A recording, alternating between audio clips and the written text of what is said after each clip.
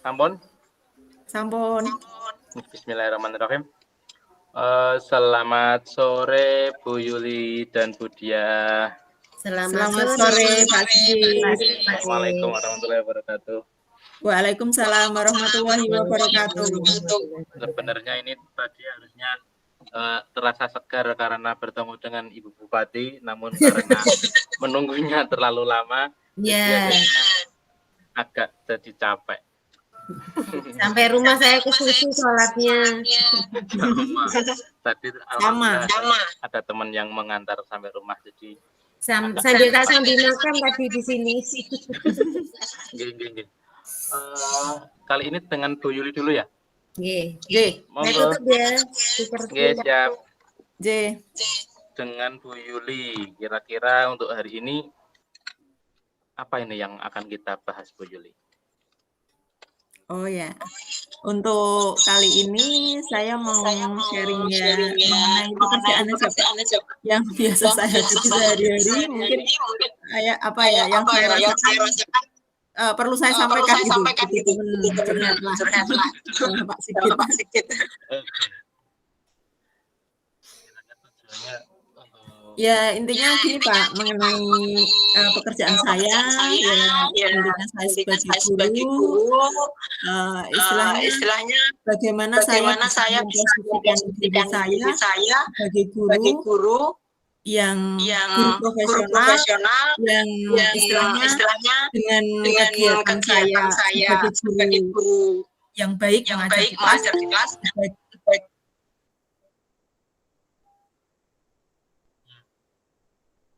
Bagi guru yang dalam arti perjuangan saya di sini berbeda kalau saya mengikuti menjadi guru di sekolah lama yang menurut saya di sini banyak hal yang menjadi apa kendalanya tantangan bagi saya gitu Pak.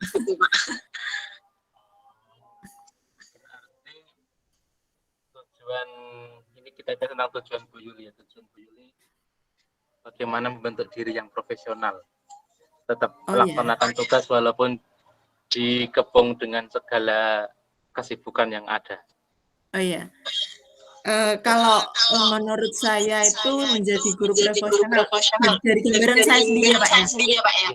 Pada posisi saya sendiri, ya saya berusaha menjadi contoh yang baik bagi teman-teman saya. Terutama saya bisa menjadi guru yang baik anak saya di sekolah bisa membagi waktu dengan baik. Waktu saya mengajar ya saya memaksimalkan bagaimana bisa hadir dengan mereka mengajar mereka dengan mungkin ada tugas lain di luar mengajar saya. gitu Pak. Untuk kalau begitu untuk keadaannya saat ini bagaimana Ibu? Yang saat ini untuk keadaan saat ini Pak di sekolah saya yang saya rasakan saya itu kayak ada dilema gitu, maksudnya dilema saya itu butuh proses menjadi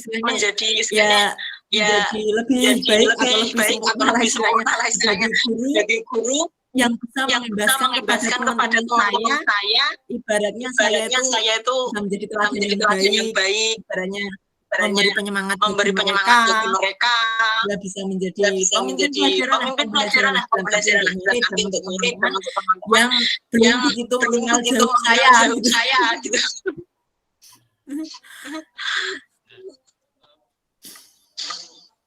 Yuli sudah melakukan beberapa hal untuk mencapai tadi ya kata profesional. Mungkin kalau dari selama ini dari pandangan siswa, bagaimana sebenarnya kalau mungkin Bu Yuli sudah pernah menanyakan ke siswa apa yang dirasakan siswa, perbedaan apa antara Bu Yuli dengan guru-guru lain mungkin atau yang belum mengikuti CGP. Oh ya, Kalau menurut saya guru profesional itu memang dari pribadi gurunya juga itu terpengaruh. Bukan karena dia sibuk, karena dia tidak sibuk. Jadi kadang gini Pak, di sekolah saya itu realitanya ada guru yang ya tidak tua, masih muda ya seusianya. Itu yang sering meninggalkan kelas kayak saya itu menilai itu sebenarnya itu bakatnya bukan di mengajar apa-apa ya. Tapi beliaunya juga tidak mengikuti apa-apa. Kadang malah sering katanya ngajar nongkrong di pos, ambil ngerokok, meninggalkan kelas dan itu sudah dikenal dengan teman-temannya guru lain itu sudah sering kosong itu kalau dinasihati ya seperti itu. Saya itu ingin menumbuhkan semangat yang guru lain ibaratnya biar lebih semangat tidak hanya mungkin punya motivasi untuk belajar karena tidak yang belajar siswa.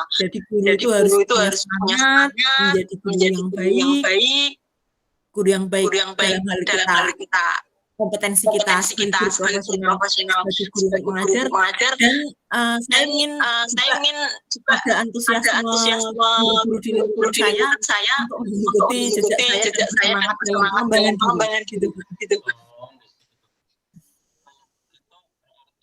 Lingkungan dari rekan kan ada macam-macam, ada yang seperti Bu Yuli ceritakan tadi, ada yang ogah-ogahan dalam mengajar, mungkin juga ada yang sergap juga pasti ada tentunya. Nah, itu kan dari rekan-rekan guru. Kalau dari Bapak Kepala Sekolah bagaimana itu? Kalau maksudnya Bapak sekolah sendiri seperti apa sih, Nggih, tentang keadaan atau kondisi semangat guru di sekolahan dalam mengajar. Kalau saya melihat itu Bapak Kepala Sekolah saya itu sebenarnya kemampuan leadernya itu sangat bagus sebenarnya. Nah, sangat bagus dalam arti dalam memimpin membandingkannya dengan sekolah lama. Jadi kalau sekolah lama itu dulunya itu benar-benar ditakuti. Dalam arti seperti ditakuti itu guru-guru yang dengan sekolah itu banyak setarapannya. Kepala sekolahnya di sekolah lama yang saya itu kalau ada guru yang mau pulang kalau jam harus jam segini jam 2 walaupun ngajar itu biasanya guru intik-intik sekolahnya ada enggak ya enggak ada pulang kabur biasanya itu kalau enggak ada kepala sekolah itu melolos diri tapi kalau ada itu takut. Nah, kenapa?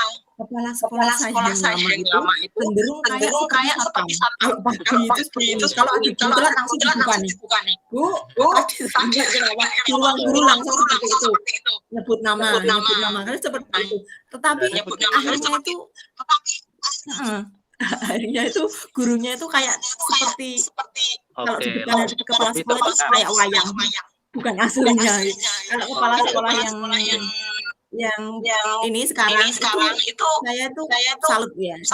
Mempercayakan kepada guru dengan kemampuan leadernya itu seakan-akan kesannya seperti mandor atau seperti apa itu tapi ya bagus lah menurut saya.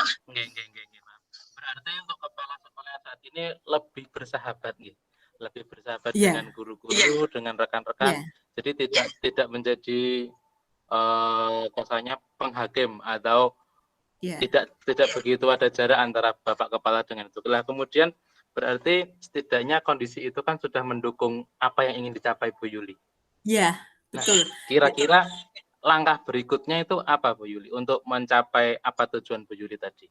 Kan yang pertama tadi Bapak Kepala sudah mendukung nih. Nah, berikutnya apa? Jadi dalam kegiatan saya sebagai guru maupun sebagai CKP, alhamdulillah kepala sekolah sangat mendukung sekali. Sangat mendukung dan mungkin langkah berikutnya yang akan saya lakukan rekan-rekan guru dengan depan orang-orang yang sudah dekat dengan saya. Jadi mungkin saya perlu perkenalan atau pendekatan kepada teman-teman lain yang belum begitu mengenal CPGP, belum mengenal saya, dan saya harus memberi motivasi kepada mereka.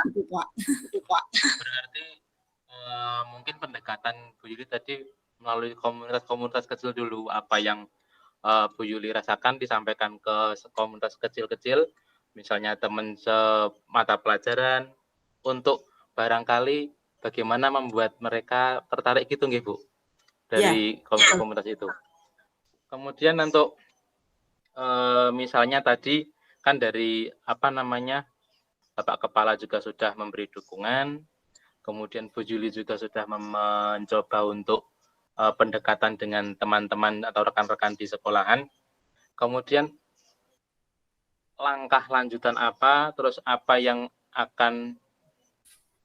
siapa yang terlibat dalam itu? Siapa yang terlibat dalam rencana Bu Yuli untuk mencapai tujuan sebagai guru yang profesional tadi?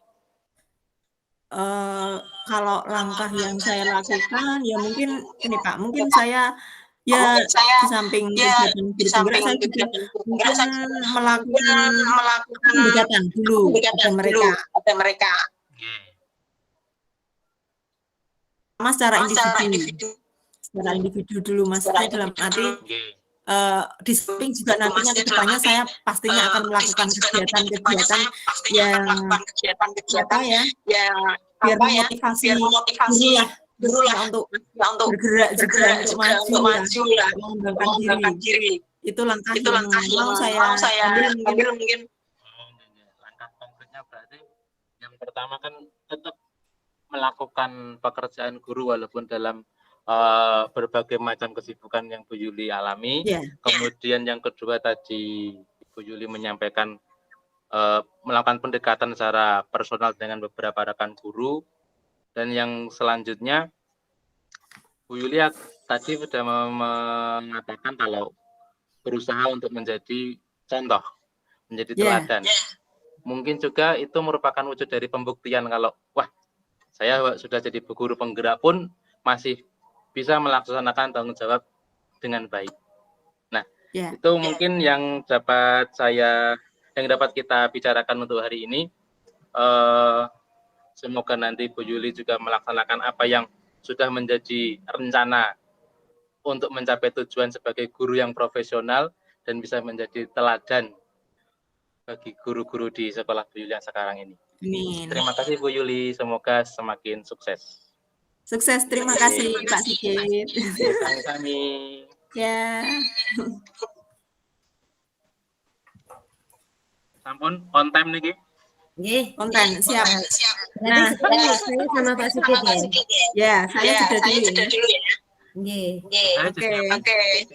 Ya, Pak Sigit. Koci kan? Jadi koci. Iya. Mana tadi ya? Assalamualaikum Pak Sigit. Waalaikumsalam Bu Dia. Pripun kabari? Untuk hari ini lumayan menguras tenaga. Saya tahu juga. Saya tadi kan cuma di atas, Pak Sigit kan yang ngoteng-ngoteng di bawah itu kan. Iya, tadi saya bantu lab LPC. Dan sangat seru sekali. Seru menunggunya. Ya, seru menunggu. Ya, oke. Kira-kira kita mau bicarakan apa ya Pak Sigit sekarang? Untuk saat ini mungkin berkaitan dengan yang tadi yang saya lakukan. Saya bagaimana untuk bisa membagi waktu, memanajemen diri antara saya menjadi guru, saya menjadi orang tua dari anak saya untuk mengantar anak ke sekolah mungkin. Saya ikut CGP dan saya ikut Kendal Pintar Berbagi. Saya rasa kok, wow, berat sekali ya. Begitu. Mungkin tujuan pembicaraan kita seperti itu saat ini. Goal saya mungkin itu. Ya, oke. Kalau misalnya Pak Sigit mengatakan menjadi guru yang baik dengan menjadi bapak yang ya kan, terus bisa membagi waktu buat berbagi. Kira-kira apa yang bisa dilakukan untuk saat ini?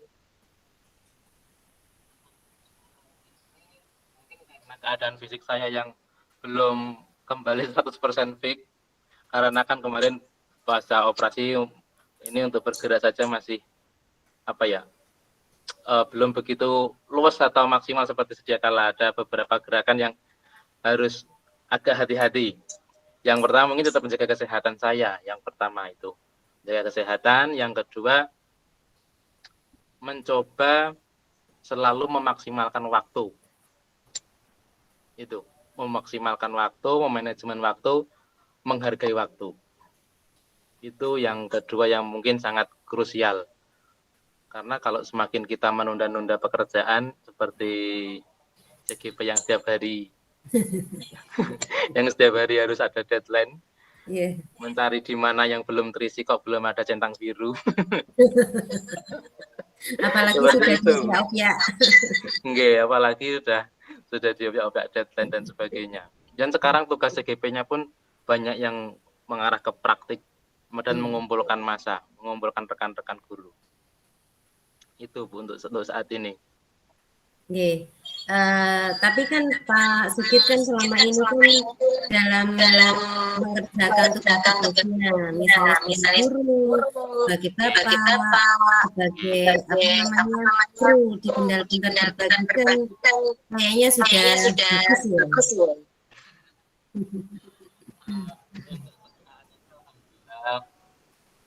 Agak bisa membagi waktu walaupun tetap ada pengorbanan di beberapa sisi, misalnya ya harus berkorban di jam tidur, itu otomatis yang paling utama itu mungkin kadang kayak tadi malam baru mencoba mengisi diskusi itu sekitar 2:30 gitu. Beberapa pengorbanan yang harus dilakukan itu, dan alhamdulillahnya walaupun saat ini saya sejak bulan Agustus saya mengerjakan LMS itu hampir menggunakan HP semua itu 70% kurang lebih. Jadi memanfaatkan alat yang ada semaksimal mungkin untuk mengikuti dan berkoordinasi dengan teman-teman baik di CGP dan di benar-benar berbagi, begitu juga dengan di sekolah yang dengan beberapa aktivitas yang lain. Seperti itu. Berarti menggunakan skala prioritas ya, Kak ya? Iya. Skala prioritas. Yang pertama pasti keluarga, kesehatan. Nah, kemarin juga sempat anak masuk rumah sakit lagi. Lalu ke pelajaran dulu, ke kelas sebagai tugas seorang guru dan lain sebagainya. Tapi kalau masih bisa disambi dalam arti kegiatan di luar sekolah yang masih bisa disambi dengan pekerjaan lewat HP, itu bisa dinomorduakan, yang diutamakan tetap ke anak-anak. Karena contohnya tadi itu saya harus izin ke kepala sekolah karena dari KPP membutuhkan tenaga karena sangat minim tenaga, jadi saya terpaksa izin.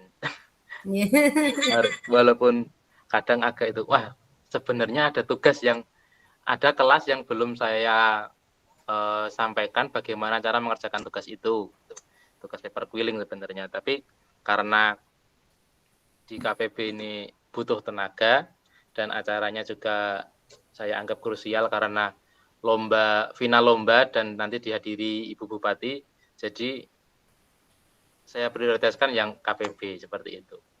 Tapi kan Pak Sigit juga skala prioritas kan Pak Sigit juga mengutamakan yang penting kan kalau di berbagi untuk seluruh undangan, kalau di kelas kan lebih kecil, mungkin bisa dihandle oleh yang lain juga. Tadi pun sudah menitipkan pada guru piket tadi, sempat menitipkan tugas kepada guru piket. Kalau misalnya rencananya ada beberapa tugas sedikit ya. Kayaknya kita kemarin juga pernah ngobrol tentang IT ya Pak ya. Pak Sigit kan juga pintar IT gitu kan. Kira-kira dalam membagi waktu bisa menjaga kesehatan, terus bisa membagi keluarga, juga berguna bagi lebih luas gitu. Kira-kira pembagian waktu dan seperti apa yang Pak Sigit pikirkan?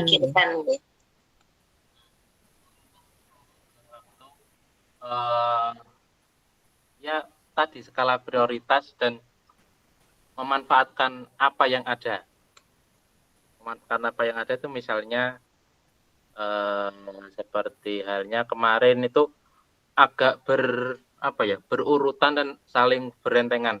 Dimintain tolong membuatkan media untuk lomba dongeng, dimintai tolong untuk syutingkan sekalian, untuk uploadkan sekalian. Jadi apa namanya ya, seperti berurutan gitu, terus langsung habis itu KPV ini, terus dan lain sebagainya. Jadi skala prioritas tetap ada, dan tadi memanajemen waktu, berusaha mana yang lebih penting dulu. Walaupun ada banyak tagihan, kemarin juga baru ditagih proposal pentas budaya yang harus segera karena selalu dioyak-oyak kepala sekolah.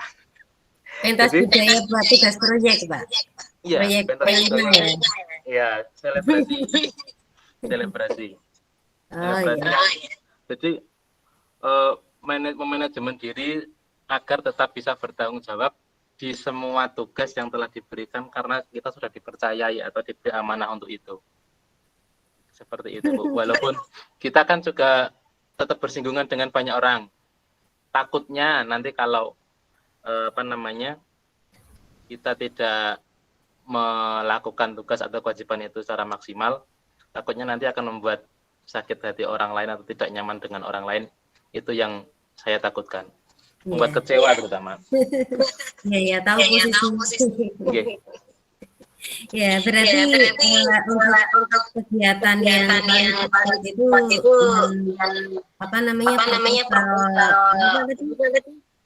proposal itu selebrasi.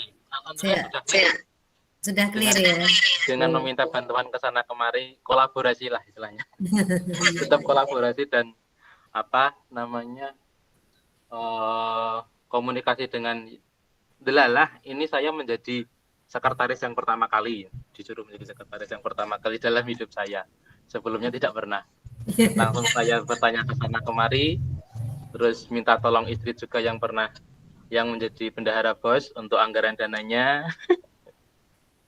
Dan intinya koordinasi dan komunikasi dengan rekan-rekan yang bisa membantu dalam menyusun proposal itu. Itu juga termasuk faktor yang sangat penting ternyata. Biasanya langsung jadi teknisi, selesai langsung menerima ya. Ya, kalau jadi sekretaris kan bikin proposal, pelaksanaannya, terus nanti laporannya. Ribet. Ya, mudah-mudahan Pak Sigit bisa melaksanakan dengan baik. Itu berarti Pak Sigit dapatin tantangan baru jadi sekretaris. Itu harus terjawab dengan nilai yang sangat memuaskan dari yang memberikan tugas. Iya, karena kalau sekretaris kan planningnya kan Pak, planningnya, master plan-nya itu. Ya. Berarti Pak Sigit sekarang sudah tambahkan ya, selama Pak Sigit kan mungkin hargai karena menjadi penggerak. Itu peningkatan di guru penggerak. Pak Sigit, ini di penghujung kita. Kira-kira dari apa yang sudah kita bicarakan Pak Sigit bisa membuat seperti kesimpulan lah. Maksudnya tadi kita membicarakan banyak hal, terus ada poin-poin dari Pak Sigit yang muncul mungkin akan menjadikan sebuah motivasi untuk melakukan hal depannya. Monggo apa saja. Karena tadi tujuan saya itu bagaimana memanajemen diri saya. Yang pertama, saya sudah menemukan beberapa jawaban atau kuncinya. Yang pertama, kesehatan. Paling utama itu kesehatan. Karena kalau kita walaupun punya banyak waktu luang, tapi kalau nggak sehat kan juga sama saja bohong. Kalau ada waktunya mepet, tapi kalau kita sehat kan kita tetap bisa gaspol. Iya. Kesehatan. kemudian memanajemen waktu dan menghargai waktu. Itu sangat penting sekali. Dan yang tidak lupa kalah penting, berkolaborasi dengan rekan-rekan. Karena kalau kita melakukan itu semua secara sendiri, tanpa kolaborasi dan tanpa komunikasi dengan rekan-rekan, ya bisa-bisa malah tidak jadi semua. Seperti itu, Bu Dia. Kolaborasi meringankan pekerjaan. Ya, terus memanage waktu termasuk skala prioritas ya Pak. Ya, karena kita tidak mungkin bisa mengerjakan seluruhnya. Ya, semoga sukses. Ya, besok menjadi pemimpin yang berkarisma. Ya, itu dari saya. Terima kasih ya. Pembicaraan ini sangat menarik sekali karena tadi juga baru mengalaminya ya. Terima kasih. Wassalamualaikum. Pas timingnya 15. Halo Bu Yuli. Oh ya. 15, 12. Halo. Ayo aku jadi coaching. 15.24 nanti ya. Ya, selamat sore Pak Sigit Putri. Selamat sore. Sekarang saya gilirannya bersama Bu Fitri ya. Saya off. Saya awali dulu. Assalamualaikum warahmatullahi wabarakatuh. Waalaikumsalam warahmatullahi wabarakatuh. Sehat ya Bu Fitri hari ini? Alhamdulillah, lari-larian kayak Pak Sigit. Terima kasih ya Bu Fitri sudah meluangkan waktunya untuk sore ini. Kita mau ngobrol ya. Ngobrol ya mungkin tidak lama ya Bu ya, mungkin sebentar saja ya. Mungkin kira-kira 12 menitan atau 15 menitan lah. Kira-kira Bu Fitri kali ini ya, pada pertemuan kita kali ini kira-kira mau ngobrol tentang apa ya Bu ya? Saya kan hari ini kayaknya memikirkan yang sedang saya alami saja ya Bu Yuli ya. Oh ya. Kan di sekolahan saya itu kan sekarang sedang mengadakan proyek P5. Proyek P5 itu penguatan karakter profil pelajar Pancasila itu. Ya, itu proyeknya itu kan dengan penghijauan. Jadi itu programnya seperti apa Bu? Ini programnya kan kita mengadakan program untuk membuat lingkungan yang asri, lingkungan yang sehat kayak gitu ya. Tapi kita memfokuskan pada penanaman tanaman. Oh ya, memfokuskan pada penanaman tanaman. Ya, sekalian ini berhubungan dengan kemarin himbauan dari Bupati untuk menanam 1 anak 1 polybag itu tuh. Nah, puncaknya besok hari Jumat. Oh ya, kegiatannya ya Bu ya? Ya, tetapi kegiatannya buat anak kelas 7 kan sudah mulai hari Senin kemarin Bu Yuli. Oh ya. Untuk kegiatan penguatan karakter ya Bu ya? Ini satu prakteknya penanaman pohon tadi ya, 1 polybag. Mohon izin mungkin boleh dari saya lurus tanggapan kita kali ini sebenarnya apa yang ingin didapat dari Bu Fitri?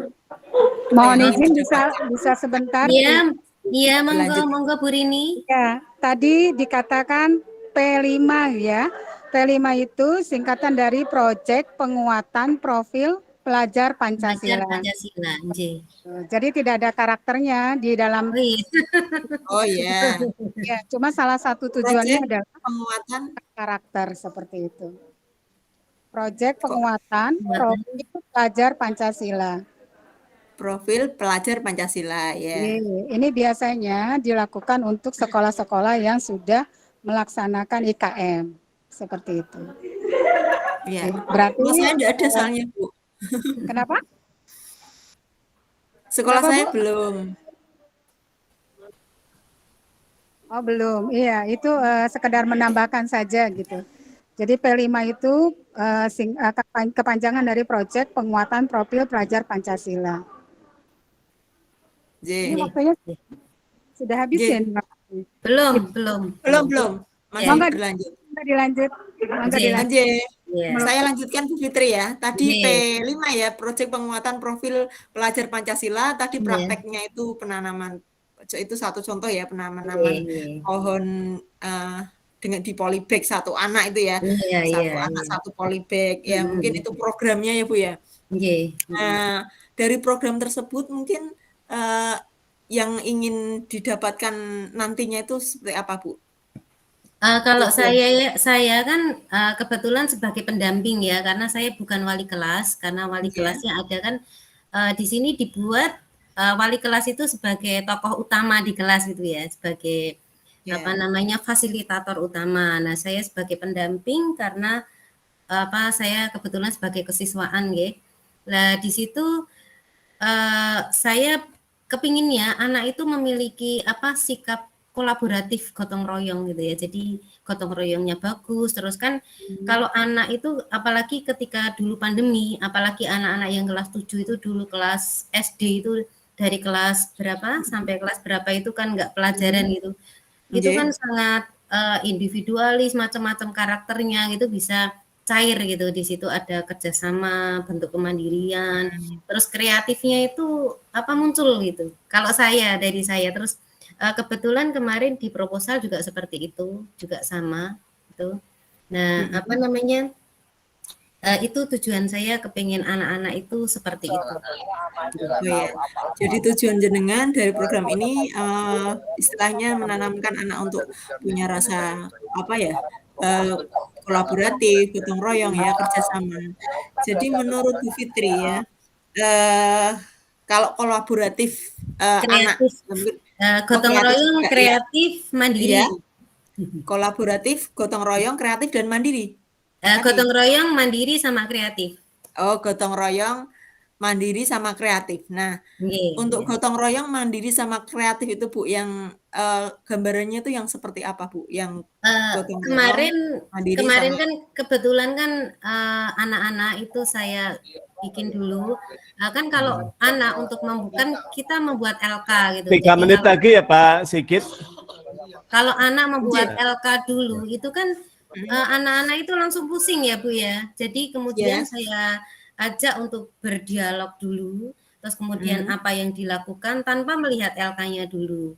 Nah, kebetulan anak-anak itu kan biar mereka punya kebersamaan gitu, ada yang punya ide gitu. Bu, gimana kalau kita nanti makannya kan kita capek kan, kita ada mencangkul macam-macam gitu. Kita makannya bersama, kita bikin lotean kayak gitu. Terus saya mengiyakan. Nah, alhamdulillah dari kegiatan itu anak-anak bisa saling kerjasama, saling berbagi, terus saling bantu-membantu. Jadi empati satu anak dengan yang lainnya itu menjadi semakin dekat gitu. Alhamdulillah seperti itu. Kemudian kreatifnya tanpa kita sadari dari kegiatan itu kan untuk membuat makan bersama itu kan butuh iuran.